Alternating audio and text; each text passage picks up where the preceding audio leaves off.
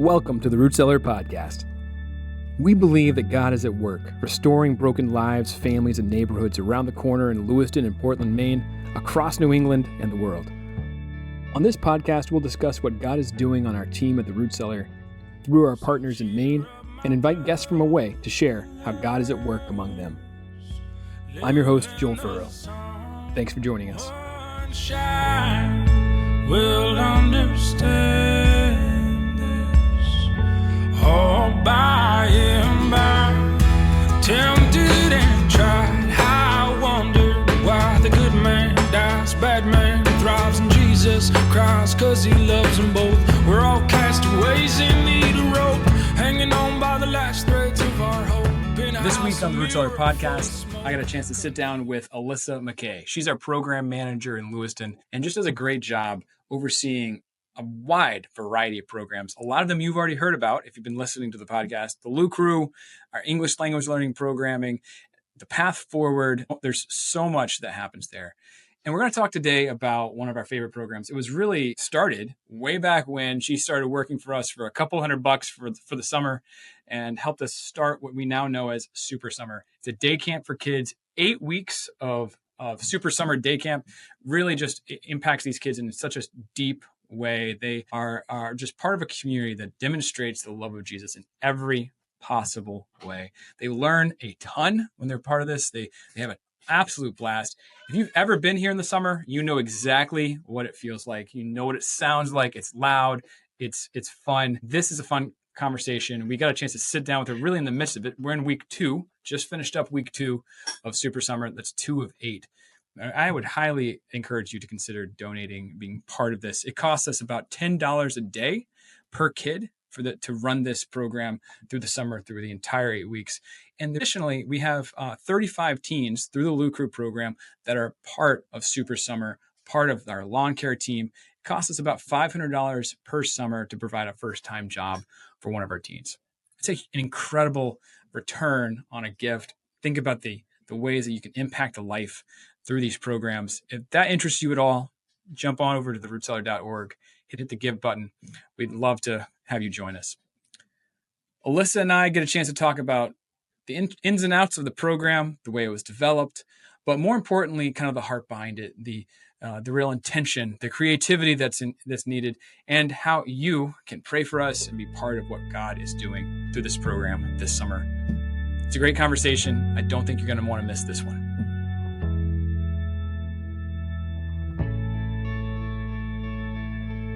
All right, we are live. I'm so excited to be joined by Alyssa McKay here for our most recent episode of the Root Cellar podcast. Alyssa, how's it going? It's going well. How are you today? We're doing good. We've had just technical difficulties the last 20 minutes and had to change locations. We just didn't have enough room at the Root Cellar in Lewiston and ended up at Redemption Hill Community Church down here off of Lisbon Street, and just are grateful for the extra support they're giving us today to make this possible. So thank you for taking a few minutes. We're really, really busy in Lewiston this week and every week in the summer especially. What's going on? What's going on in Lewiston at the Root Cellar today? At the moment, we have about 8 different teen elective classes happening for our Lou Crew. We have 3 different levels of English classes happening and a number of conversation groups. And we are preparing for, in about 45 minutes, to welcome over 100 kiddos in for our summer day camp. Yeah, it is just... We are just jam-packed in that building all day long right now. And this is part of a larger program that we offer that we generally just call Super Summer. And it's pretty involved. There's a lot of moving pieces. And I want you to tell us a lot about that in a minute. But what's interesting is that I think, you and I, our first interaction really at the Root Cellar happened to be in a little bit of a crazy situation. Large numbers of kids over the course of a week in the summertime. We did soccer nights, right? That was effectively our first foray into ministry together, right? Yeah. Back about 12 years or so ago. We adopted a model that had been used in Boston and some other cities to put on a week-long free soccer clinic for our community, and soccer's very popular in Lewiston. So they came out in number and in force. And that actually was when I really started to love the children of downtown. And I just thought they were so fun and so special, so much energy and lots of resilience.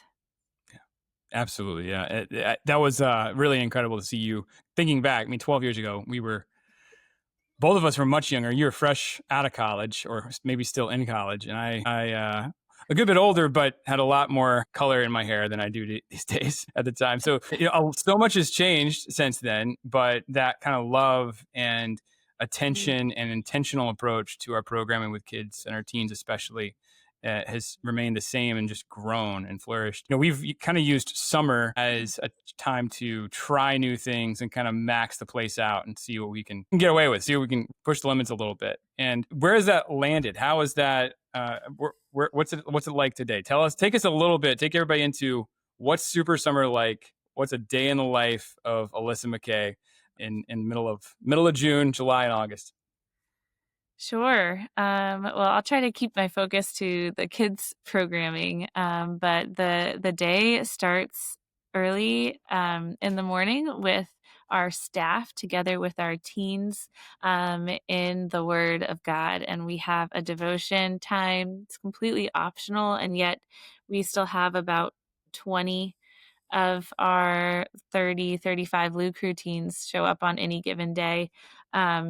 There's no incentive for them to be there other than for them to be spiritually filled with the bread of life. And so they come and join us early before their responsibilities begin for the day. And we just open the Word together. We study, we pray. And that is one of my favorite times of the day. It's so encouraging. I print the scripture out in the morning, and to need to print 30 copies really is encouraging and exciting just to see the teens so hungry to learn more about Jesus. So we're in the book of Acts this summer, which is really fun. After that, we transition to a short breakfast time for the teens. And after that, they hop into an icebreaker game, kind of get their blood flowing. We've had that game in place for a while, and they seem to used to think that it was really early during the summer that they had to come to show up at 9 o'clock. So we started with a game, but now they show up at 8 o'clock just by their own accord. Yeah, I jumped into that this morning just for the fun of it. Nice. Yeah, a little kumcha. Yep. Kumcha. Kumcha. It's good times. That's a fun one. After that, they go in anywhere from 8 to 15 different directions, depending on which day it is, for different elective classes. So the teens right now are wrapping up college prep and readiness courses, videography electives, a fix-it home and auto repair, home economics, healthy relationships, English learning. These are just a few of the classes that are happening this morning for the teens in many different directions. Joel wasn't kidding when he says our building is really full. We make classrooms out of any space that we can find. It's kind of like the whole your family grows and a kid ends up in the closet sort of situation. So our family has grown at the Root Cellar, and we have classes that end up in little nooks and little corners and offsite just in our neighborhood. Our office is being used for, it was used for the video editing elective, and then the kind of like communal office space is being used for college prep this morning. And there's absolutely no space. I mean, the Lewiston building is about 5,000 square feet, and we are just maxed out. I mean, how many teens are in part of Lou Crew this summer? 36 teens. 36 right now. And they're all kind of going through this first-time job experience, work experience. We talked a little bit about this in the previous episode with Damon, but what's the heart of Lou Crew specifically in the summertime for you? How would you, not just the elevator pitch for the program, but what's the heart of it? I didn't have a chance to listen to the podcast yet, but I am guessing Damon used the word family a lot. And that is the word that our teens use all the time when describing the Lou Crew and talking about it to their other friends, and just sharing what the Lou Crew is all about. They describe the Root Cellar as their home.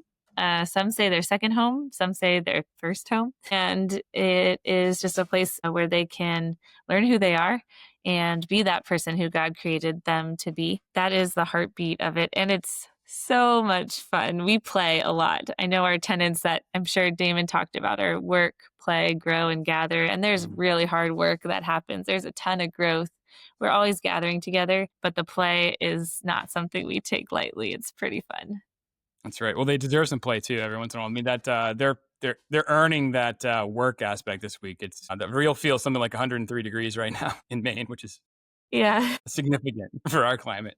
Yeah, so they're doing working lawn hard. care or kind of shepherding kids around in over 100 degrees is no joke, but everybody knows that every single kid and leader in Super Summer today is going to get soaked. So there's various swimming field trips that are happening at 3 different locations, and it's going to be a day where we're going to find ways to stay cool. Absolutely. Yeah, it's really incredible to see. I mean, that started with just a few kids. I think we had like 5 doing lawn care. It must have been 7 summers ago, 7 or 8 years ago now that we started that, and it's just ballooned into this year long, but it just ramps up again in the summertime for just an incredible investment in the lives of teens for the kingdom and mentoring them for really all of that life has to throw at them. If you get a chance to stop by the Root Cellar in Lewiston during the summertime, you are going to just meet some of the most incredible teens, and really be blessed by them.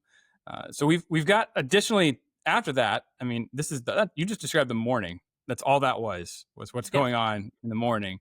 So we're headed close to lunchtime already at real time right now. So what's about to happen? Yeah, so we do have a little bit of a lunch break, and every classroom in our building flips over during that time in preparation for Super Summer. We were just talking about the lawn care elective. So in the afternoon, we have, in just the afternoon, we have 3 different work experiences happening in some different places. We have the lawn care that's off-site, servicing over 30 properties in downtown Lewiston. And then we have our teens actually teach English to adults, which is incredible. They have some sort of nerves in the beginning about teaching their aunties, their mamas, their grandmas, and then they just seem to grow in confidence and do a phenomenal job as true teachers. In previous years, they have been group leaders and assistants, but this year we didn't have someone in the position to be a lead teacher for just more demand and more demand. So we had there are 10 teens who are either English teachers or assistants on a rotation, teaching beginner English students as well. And then Super Summer. So the classrooms are preparing for 4 different pods or 4 different age groups. This is actually the first summer in 10 years of doing Super Summer Day Camp for kids that we've had to have 4 pods, because so many children who have come as early as kindergarten or they started somewhere along elementary school, they want to keep returning. And so we have a number of middle schoolers who are really interested as well. So it's K through 8. And in 3 days of signups, we had 102 children sign up for Super Summer. Usually we start with about 40 and it builds as summer goes on, and we might have 150, 160 kids sign up as the summer throughout the 8 weeks. But in 3 days we had 102, and it's been a couple more days now. So we're probably looking at about 125 children who will show up today. With swim clothes in hand and just ready for an incredibly fun afternoon. That's awesome. Talk a little bit about how you're so thoughtful and intentional about program development, and specifically, I mean, all year long, but specifically in the summer, I think you get a little extra creative. Some of the sunshine, that extra creativity of Alyssa shows up. What is the kind of your goal in this? Then what's the heartbeat of Super Summer? It's not just fun. I mean, it's a blast. There's a ton of things that they get to do that's incredible, but there's some deeper impact that I know is kind of behind this. Yeah, first all, I like the little sunshine shout out for the creativity. I'm from Southern California originally, and that's actually where my kind of like church camp days started. So I started in 7th grade as a volunteer counselor at a camp called Kids Games in Southern California, which had some of the same aspects as Super Summer. So not just the Bible stories and crafts and snack and a little game like a traditional VBS would, but multiple weeks of building relationship and really investing in the children and the things that they are interested in doing, expanding their opportunities and possibilities of what they get to experience in a Maine summer, which is an amazing place to spend a summer, as many people know. So I would say the heart behind Super Summer and the intention of Super Summer is really looking at how the kiddos can grow or be given the opportunity to grow in spiritual, social, and economic wholeness. So it's looking at those spiritual aspects. This year, our theme for our Bible stories is Jesus' miracles. So that's really exciting. Over the 32 days of Super Summer, we're looking at 32 of his miracles, and we've already been inspired just starting week 2 here.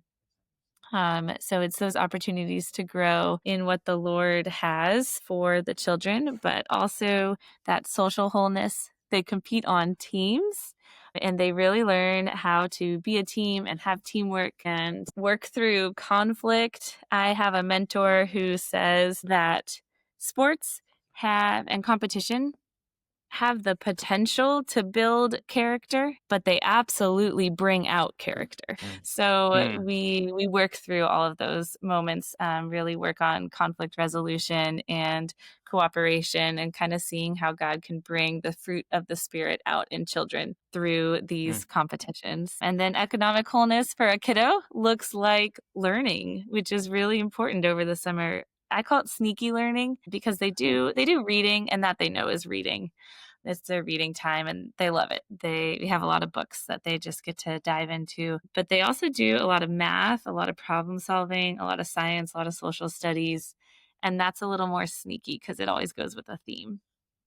Awesome. So there's a lot of academic approach to the. I mean, it's all around. It's an all around approach for these kids. I love that's part of our mission statement: cultivating social, economic, and spiritual wholeness. Those words are so important to us, and it's not that we're focused on one more than the other per se, but that we see those things as just so essential to what it means to really follow God, love our neighbors as ourselves, to see the kingdom come in this community. What would that actually look like? And it really does. I think Super Summer gives us just a beautiful taste of it. Do you have anything, any specific maybe memory or part of Super Summer that just really stands out to you? That's like this is it. So one thing that pops into my head is field trips, because I think when you talk to the kids about that, that's something that they bring up.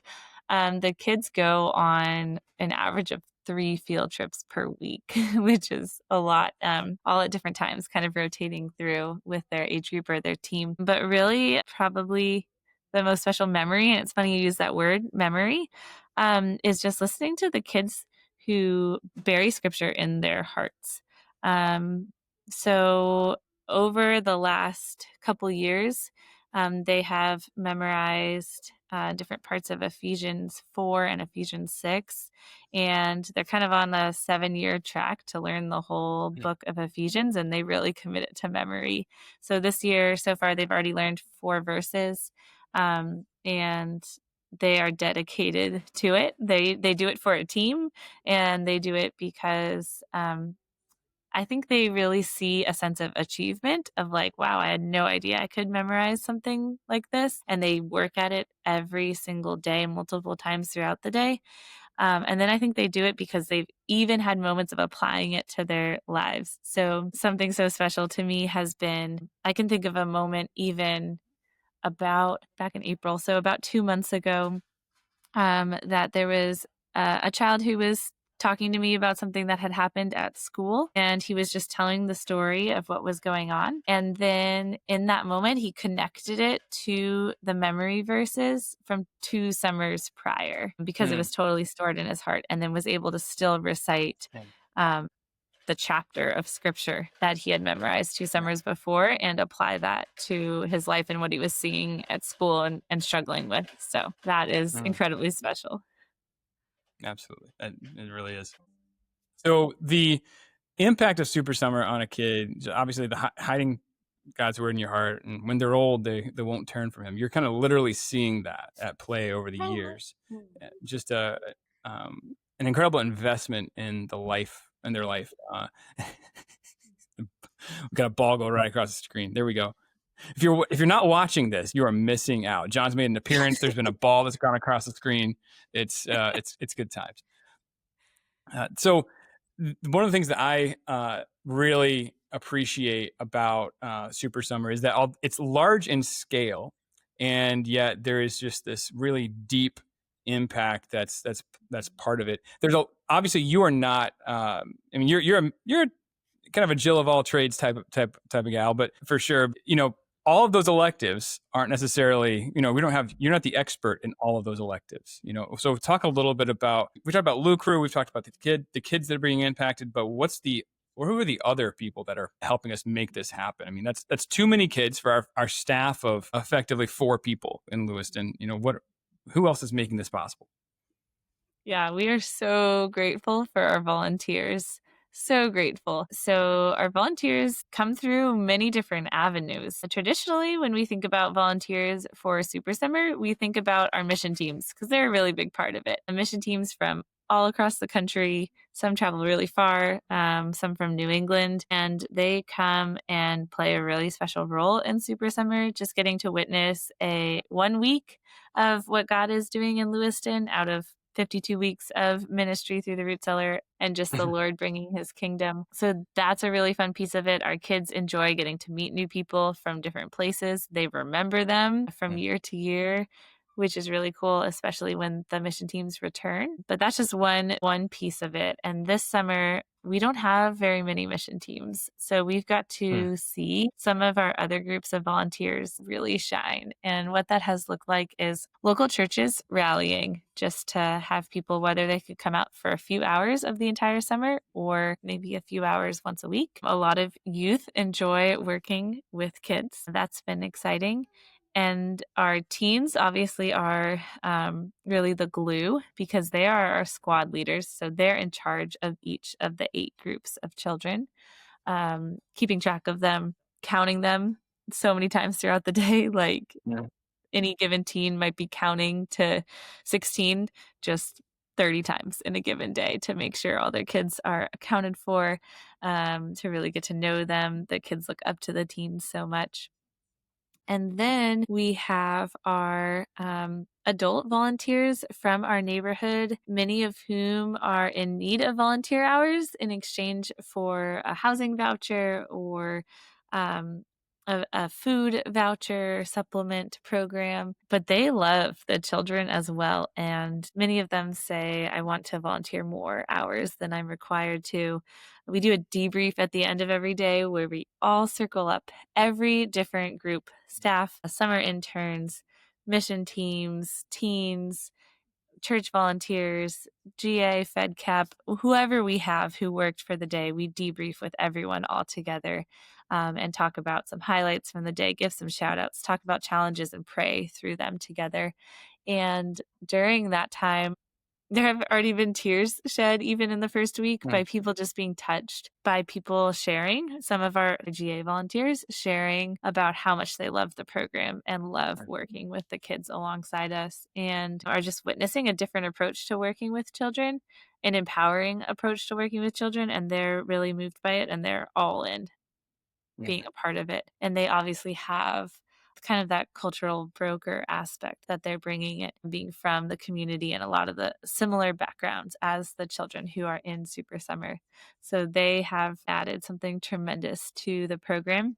And then I just got to talk about the staff / staff extended, because in the summer, who we consider our staff grows. We have interns who volunteer for year-long terms, and then some who join them for about 10 weeks in the summertime. And they're incredible. They're amazing. They're just pouring out, filling up with the love of God and giving away whatever they have of that on any given day. So they're the ones who are sitting down for long conversations, sometimes challenging conversations in restorative justice.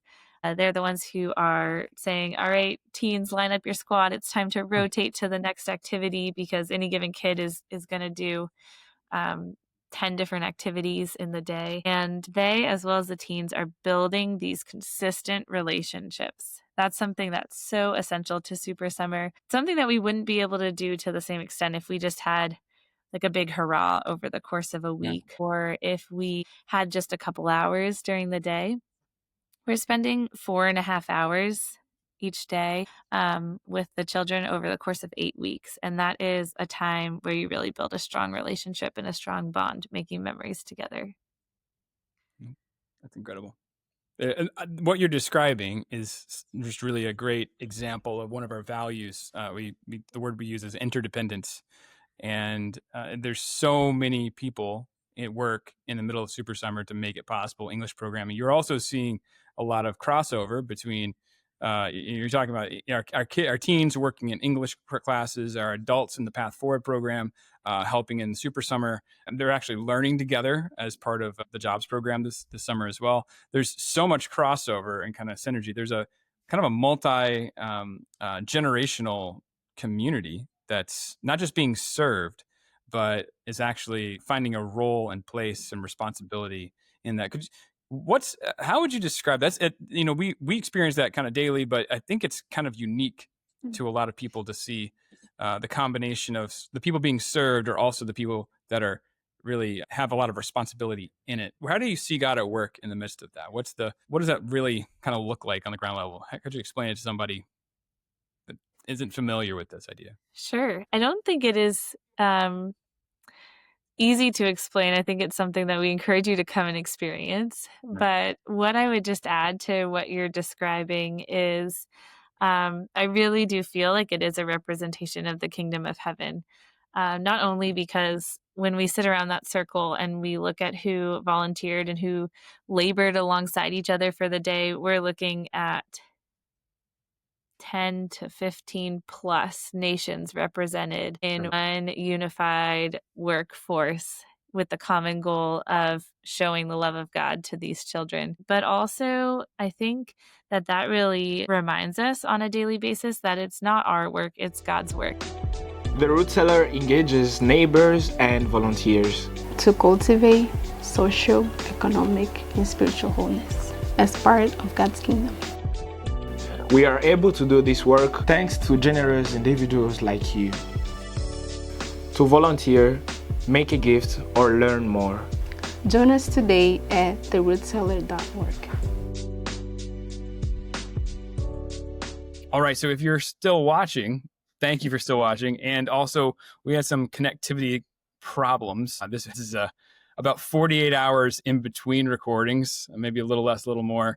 And during which time, I got a haircut and we changed locations. Hopefully we both changed clothes so we look different. But we're just going to pick up wherever we left off. Alyssa, thank you for your flexibility. It's good stuff. So you were describing the many roles that so many different groups play.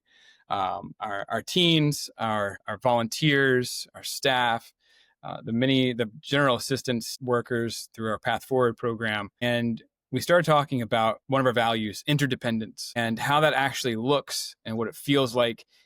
For a lot of people, I've kind of experienced when we describe this, that it's kind of a new idea for them, that they haven't really seen actually work or seen other organizations have a commitment to it. But this idea that the people that we serve also have a role and responsibility to play in the programming that we put on. They're not just being served, but they have an important role to play. So for someone that's kind of new to this idea, how would you describe it? What does it look like? I would just say that I love the way it plays out. It's a similar concept to what has been mentioned about the Lou Crew. It plays out like a family where we all really need each other. And I think that that's the reality.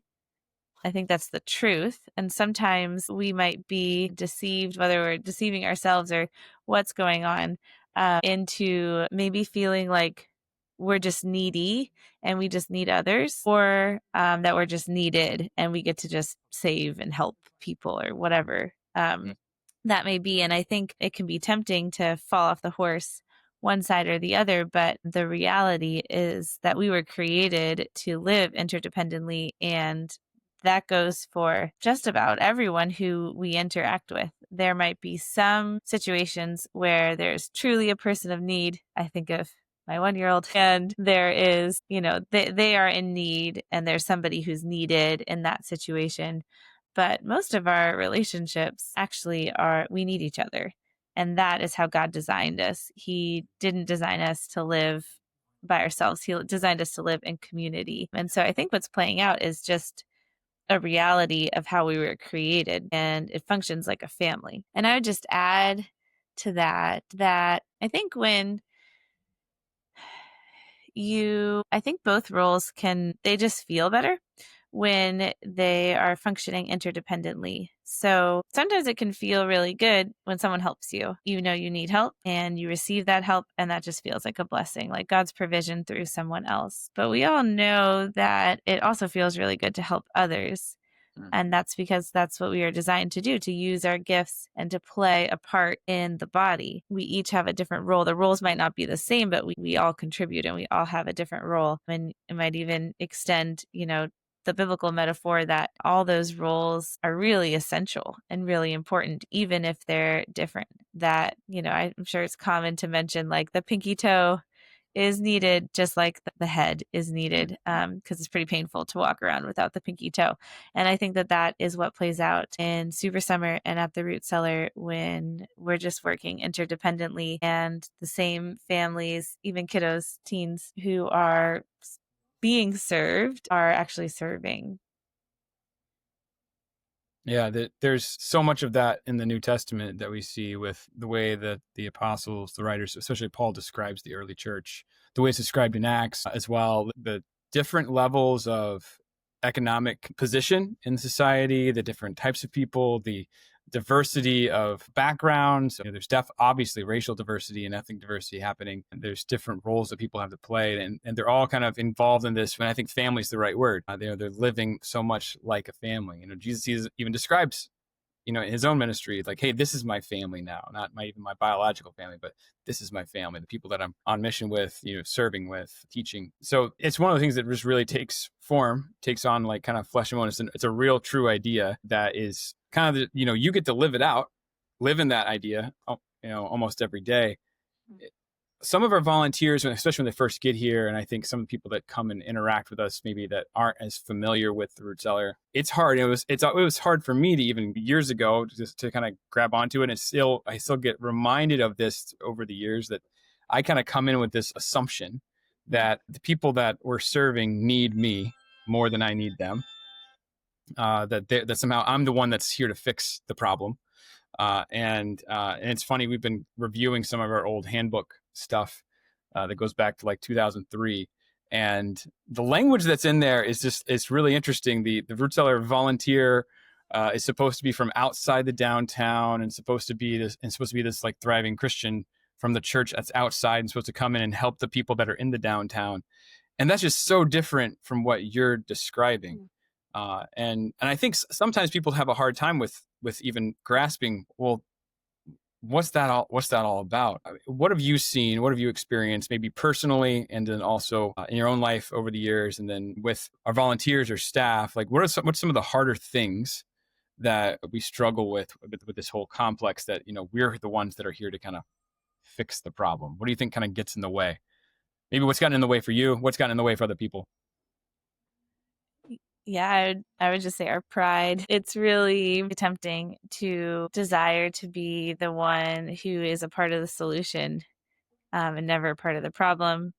It's really tempting to find our worth in helping others and not realizing that our ability to do that comes from God. And it's really tempting to keep other people in a place below us in whatever regard that might be. And one way that happens, or that we do that, is by not allowing them to help us and by just being the helper. And it's terrible. It is a part of our sinful flesh and a part of our pride. Maybe our desire to be like God instead of submitting to how amazing He is, not just in the ways that He's gifted us to, but in the ways that He has gifted the people around us. That's good. That's good. It's a great perspective. So we talked a lot about Super Summer. One of the key roles is, I think, that we see a lot of people play, and we're actually down on our numbers this summer. We're having to make up for it in different ways, but is mission teams. Could you talk just really briefly the impact of mission teams and then the opportunity, and if you're thinking about a mission trip, there's still time in the summer, but there's also next summer to even start planning for. Yeah, we love our mission teams. I mentioned them as an essential part of our volunteer base. And like you say, we're down on our numbers this summer. And we have just been praying for God to provide through other means. And He has. One of those ways has been through more and more of our neighbors who've just been able to give time and have just really demonstrated their love for the children. But our mission teams are so much fun. They come in just for a week, and the kids love that. The kids love meeting new people, the excitement of someone else who is there to pour attention out for them, to pour love out for them, who has just a bunch of energy to play games and a different life perspective. They've come from somewhere else in the country that's interesting to the kids. So our kids really enjoy mission teams, and our teens really enjoy making those connections with other youth. And we look forward to having more mission teams the rest of the summer and in years to come, and definitely encourage you to join. In the spirit of what we're talking about at Interdependence, I will share that I do communicate to youth pastors. A lot of our mission teams are youth. We also have a good number of intergenerational teams, and they're both really fun. But I communicate to the leaders of these trips that the impact is going to be significant. The impact that the people coming play is significant. We have kids who ask about people who came on mission trips for multiple years prior, and they remember those participants' names, those volunteers, a little bit about their stories more than I do, but the kids formed a special bond with them, and they still ask. And the same way, I hope that the people who were on the mission team still remember those specific kids and their names and are still actively ministering to them by praying for them, even after it's been a number of years. And we've actually had some cool stories of mission team participants who came as youth, grew up, became youth pastors, and are now bringing their churches. We have multiple of those stories, which is really cool. So the impact is significant, but it's also limited because a mission team comes for 1 week, and we're here 52 weeks a year, year in, year out, as long as the Lord wills. And they don't need to play any kind of role of saving our kids or that's the Lord's work. They're just plugging in and getting to know. And so that interdependence really plays out. And I do express to trip leaders, you're gonna leave an impact. It's gonna matter, but the greater impact is pretty much surely to be on the participants. And so there's some growth that happens in our neighbors from those relationships, but there's sometimes leaps and bounds of growth that happen in the people who come and experience that trip. One of the things I love about our mission teams and their experiences here, it's not really the traditional mountaintop experience I think that a lot of places get, where you come away with this, wow, I did something amazing. It's more like, no, I met amazing people and I was impacted by them. And I would selfishly say that's our staff. You guys are amazing. Those part of those amazing people. It's also our neighbors. And that's what they are just incredibly impacted by what God is doing through them, and being blessed by them. It's a really really impactful 4.5 days. So if that's something that interests you, there is a lot of great information about this on our website, therootcellar.org, and we'd love to have you join us next summer. Or we've got 6 weeks left. There's room. We'd love for you to jump on in. So Alyssa, anything else you'd like to maybe share about some of the current needs of our Super Summer programming, but our youth programming, youth mentoring programming in general, and how people can get involved? Yeah. First need I would love to mention would be prayer. The more that we've seen this amazing impact in our neighborhood, even just in the last 2 weeks, the more we've also felt just spiritual resistance and heartache and challenges at different instances of violence in our neighborhood. different people outside of our programming who have tried to come in and just negatively influence things. So we have had some challenges, and I just ask that you pray for us, pray for protection, pray for our kids, our teens, our adults, that as God continues to move, that he would protect the work that he's doing from the schemes of the enemy. I also would love for people to consider financial support. One of the impacts of not having mission teams has been there has been less donations and financial support that has come in, that usually comes in from mission teams. Additionally, we have put more money out to pay our teen leaders to fill more of those roles that the volunteers usually do. And so that adds up. They are just working extremely hard for a small stipend, but there are a lot of them, and we need a lot of them. Additionally, one of our vans blew a transmission, and it's such a core part of our Super Summer and Lou Crew experience to be able to go on field trips. So we've been working really creatively in switching up groups and changing schedules to be able to still give kids those opportunities. But it has been more challenging, especially with the numbers, with at this point, over 125 kiddos signed up. We would love for them all to be able to participate and to be able to go on field trips. So if you have a van and you want to bring it to Maine and leave it here, like a 15 passenger or so, that'd be amazing. If you want to give financially to help us with that repair or to get a new one, that would also be really great. And if you're local, I would also just add summer camp supplies. Like, our kids love rollerblades. We only have a limited amount. They love bikes and scooters. They need helmets. They love doing all sorts of crafts, and we need craft supplies and things as simple as markers and glue. So if there is a fun game or activity or art supply that you would want to drop off, we would welcome that as well. Used is great. Yeah. Yeah, and we've kind of looked at the numbers on that too, and roughly, $500 supports a teen job for the summer.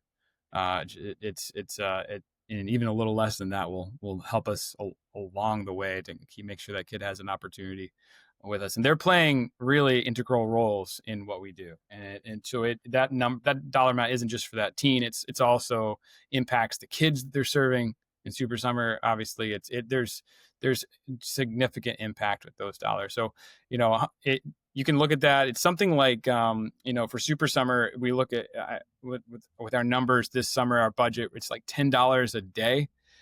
Keeps a kid in Super Summer. It's really affordable. You're talking about, less than $50 a week. And is what it comes out to. So really an amazing bang for your buck in terms of investment in the kingdom and in a child's life. So we greatly appreciate any support you could offer for that program. Would be incredible. So, Alyssa, thank you so much for your time and what you do, the incredible amount of things that you carry, and the way you've allowed God to kind of work through you. It's an honor to be partnered with you, and I'm excited for everybody to get a glimpse of what's happening this summer. Thanks for having me on the podcast. Thank you for listening to this episode of the Root Cellar podcast. This ministry depends on the faithful giving of individuals just like you. For us, it's an honor to be partnered with so many in the work of loving our neighbors. When you give monthly, you create jobs for teens, mentor children, welcome immigrants, and expand God's kingdom in our cities. To learn more, volunteer, or make a gift, join us at therootcellar.org. Know all about it. Farther along, understand why. So cheer up, my brothers, live in the sunshine, we'll understand this all by and by. Tempted and tried, I wonder why the good man dies, bad man thrives, and Jesus cries, cause he loves them both. We're all castaways in need of rope, hanging on by the last threads of our hope, in a house, a mirror full of smoke, confusing illusions I've seen. But where did I go wrong? I sang along to every chorus of the song that the devil wrote. like a piper at the gate, leading my men down to their fate. Some will courageously escape the seductive voice with the heart of faith, while walking the line back home. There's so much more to life than we've been told. It's full of beauty that will unfold and shine like you struck gold, my wayward son. The dead weight burden weighs a ton. I'll go down to the river and let it run, wash away all the things you've done. Forgiveness, alright.